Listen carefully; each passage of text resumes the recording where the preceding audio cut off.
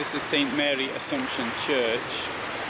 This, I think, is one of the biggest symbols, if not the biggest symbol of the Łódź ghetto. And it's a church which dates back to Łódź's industrial heritage, and it's clearly very much related to it. Indeed, it was some of the biggest businesses here actually contributed to it. The Schreibers, who were Protestants, contributed 15,000 rubles. There's another Protestant family contributed 2,000 rubles, and Israel Poznansky, who was Jewish, contributed, he paid for the flooring.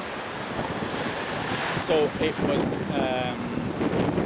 a joint effort of many people, mainly because obviously the Catholics and Jews were actually the working classes, the Protestants were the bosses, and some of the Jews were the bosses. And so it went somewhere along those lines. No doubt I could have come to some Catholic big business person, I can't remember off the top of my head. Anyway, when the ghetto was founded, this was initially, it was sealed up. Then the Nazis had the idea of using this as a warehouse, and indeed the property of people who were murdered in Helmond nad Nerem was actually brought here to be sorted and stored, and that must have been pretty much a giveaway for people who were actually here. And I know that from what we read in the accounts from the ghetto, that this was a clear sign of what was happening. People were being deported. Those who've seen my films from there will have seen the amount of stuff that I've actually filmed that was actually found there on the site, which is quite enormous. Now I've only filmed the stuff that was actually left there, but I mean, just in Helmond itself, I mean, you just see it's still littered with things like buttons and bits of clothing and things of this nature.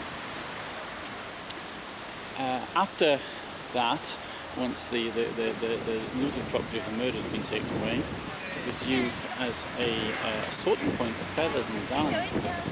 Rather curious. I wouldn't have thought it would have needed so much space, particularly as feather and down things tend to very quickly. First of all, being warm, the people wouldn't want to give them away or sell them unless they were really starving, as most people were.